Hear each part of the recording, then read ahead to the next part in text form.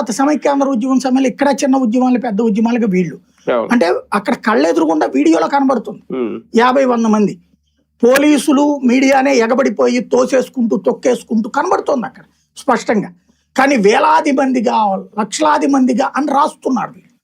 అంటే ఏంటి, అక్కడ ప్రజలు అంత పిచ్చోళ్ళ విజువలైజ్డ్ మీడియా, అది విజువల్ మీడియాలో కనబడుతున్న దాన్ని వక్రీకరిస్తే అప్పుడు నేను ప్రత్యక్షంగా జనాల నుంచి విన్నా. అప్పటిదాకా మీడియాతో చాలా గౌరవంగా మాట్లాడేవాళ్ళు. అప్పుడు జనం అన్నారనమాట, ఏంటంటే మీ మీడియా ఎట్ట తయారైపోయింది అనేది. అప్పుడు ఆ మొక్క విన్న రోజున నేను చెప్పా, ఇది మనకి పతనానికి ఆరంభం, ఇక భవిష్యత్తు నాశనం అన్నది. రాష్ట్ర విభజన 2014 తర్వాత ఈ పతనం పరాకాష్ఠకి చేరింది.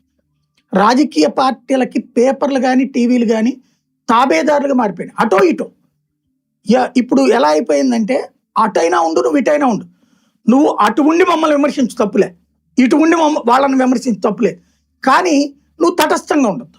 తటస్థంగా ఉంటే గనక నీ మీద బురచల్లేస్తాం, నిన్నేటో దోసేస్తాం. నువ్వు తెలుగుదేశం వాడు వైసీపీ వాడు అని చెప్పుకో, అంతే తప్పించి నువ్వు ఇంకోటి ఉండడానికి ఫీల్. కానీ ఇక్కడ ఒకసారి సబ్జెక్ట్ లోకి వెళ్తే సార్, రెండు, ఒకటి పొలిటికల్ గా, రెండు టెక్నికల్ గా. నేను అడిగేది, మామూలుగా రాజకీయ నాయకులు అంటే విమర్శలు ఎదుర్కోవాలి, విమర్శిస్తే విమర్శను స్వీకరించాలి, ఆరోపణలైనా ఎదుర్కోవాలి, దానికి సమాధానం చెప్పుకోవాలి కదా పొలిటికల్ గా.